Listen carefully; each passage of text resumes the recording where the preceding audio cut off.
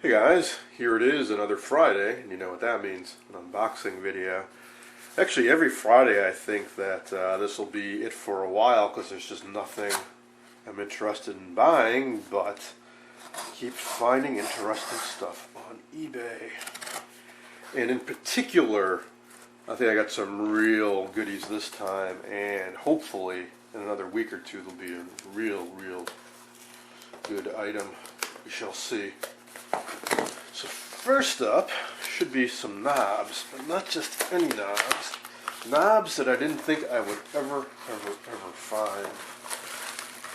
But I dutifully, once a week or so, look through all the vintage knobs for sale on eBay. And about a week ago, these appeared, much to my surprise. Seller didn't know what they were from. And I'm guessing a lot of viewers didn't either, because I was the only bidder. And I won them for a reasonable price. I only actually needed one, but I got four, so I just turn around and sell off the other three. What they are knobs for a Scott 6T11 projection TV. And I think also one of their console radios. I think the 800. I think there might be some letters after that or some variations of it, but for sure these go on the Scott 6T11. Should have 5 plus a fine-tuning control. Mine came with 4 knobs and no fine-tuning. So I now have a full set of 5 of these guys, and I just need the fine-tuning knob, which I think will really be so difficult to find. I may just end up fabricating one or finding a knob from another brand that's close enough. But yeah, definitely very surprised to see these, and it's kind of strange to actually have them in my hand right now. If you don't know what a Scott 6T11 is, I will include a link in the description, and you can watch my video from when I first got it. Alright, continuing on with other oddball items I didn't think I would ever see on eBay. Now this is definitely a crapshoot, because I couldn't quite tell from the photos exactly what these were for sure or what the condition was, but I think I bid all of $1 plus the shipping charge. So regardless, it won't be a loss. Alright, so right away I see the one item I was most interested in. For those of you watching the Capehart 325 saga, you may recognize this. Now I can't say for 100% sure if this is compatible. Of course I don't even know it's good. But to me this sure as heck looks like the flyback from that TV.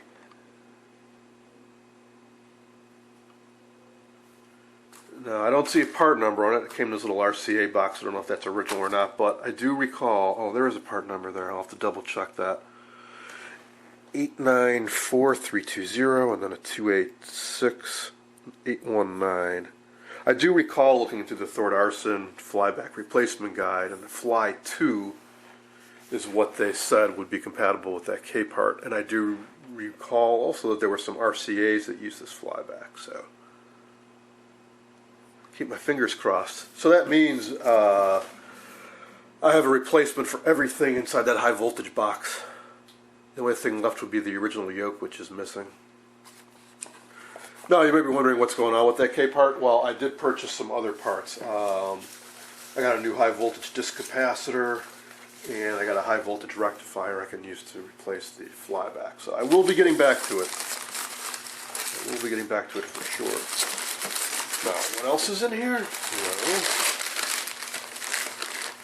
it's a tuner.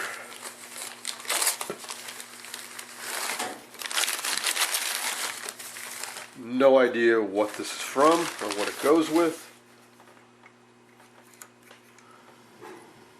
But it's a Mallory induct tuner. But I haven't seen this version before. This one, I think this is the later style. So this is what this is a continuous tuner. It'll tune through the entire channels 2 through 13 plus the FM band. Nice vernier drive. So I altogether, I think, have at least 3 sets that use this type of tuner, or either the input tuner or induct tuner. That would be my Dumont Clifton, a Crosley 407, and a Stromberg Carlson TV12. One of them might use this. Regardless, it's a neat thing to have. And I wanted to make sure that, I thought it'd be worth picking up. Because if I don't need it, I'm sure somebody else will. So instead of having a channel clunker, this has continuously variable inductors inside to tune in the channels. So, cool little thing. Okay, moving on. This guy.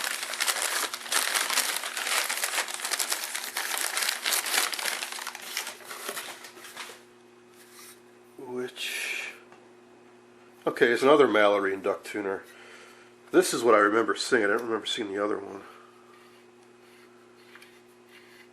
So this is another type of continuously variable tuner. And one thing that's characteristic to these is these little metal fingers, and as you rotate the tuner around, they one by one click over until eventually it stops. But obviously this isn't the whole deal. This is just for roller inductors, no other components to it.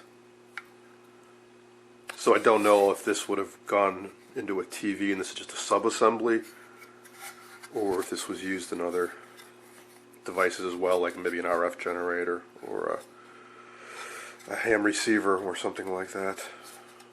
I'll have to look up the part number.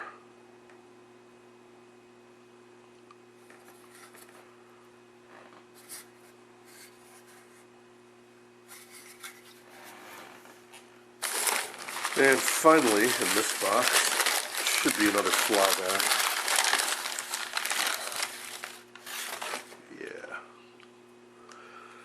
Yeah. Similarly, I don't know what this is from. Well, okay, maybe I do. It says Packard Bell 2921 on it. And there's a part number here. Don't have a Packard Bell.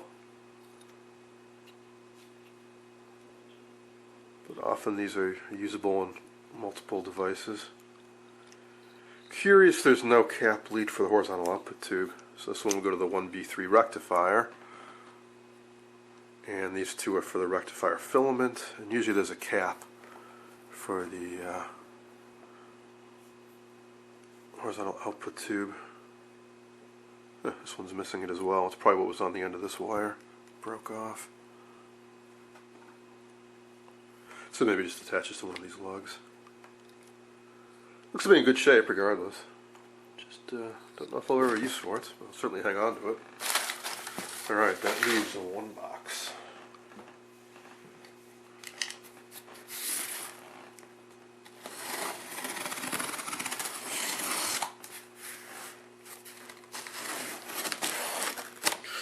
Now this item wasn't in the greatest condition, but they sure don't come up for sale often, and almost every TV is missing one. So even if I don't use this one as is, it'll be a template for me to replicate others. I've certainly never come across one. And I have several TVs that need one. What this is the back for an Admiral 19A11, little 7-inch Bakelite TV, or 19A12 or 17T11. They made several versions of it. I don't think they all have the same back.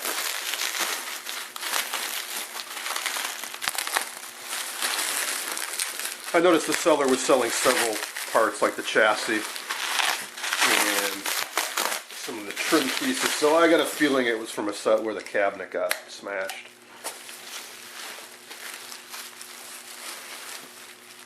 The chassis is in pretty good shape, just the corners are nicked a little bit. So this is the back from one of those 7-inch Bakelite TVs. I did a restoration series, I think, on a 17T11, and plus I've got a couple others. So yeah, these are chewed off a little bit, but it's cool to finally have one in my hands. Sure, it's common for TVs to be missing the backs because when servicemen would replace tubes and whatnot, they wouldn't put them back on, or they left them off, and for whatever reason they got lost over the years. But For some reason, this TV in particular, it just never ever have the backs. So this is just Masonite, so I can trace this out on a fresh piece and just get busy drilling a whole lot of holes. More difficult than it may seem. It's not just that there are a whole lot of them, but this Masonite's tough stuff to drill. So a while ago, in anticipation of attempting this, I did pick up several different types of drill bits to see which one would work out best. So that will be a project coming up sometime to try to make a couple copies of this. Alright, that is going to be it for now. Be looking for these items in upcoming videos for sure. So 1, replicating this. 2, testing this and trying it out in the K-part. And putting this on the Scott TV along with the other knobs.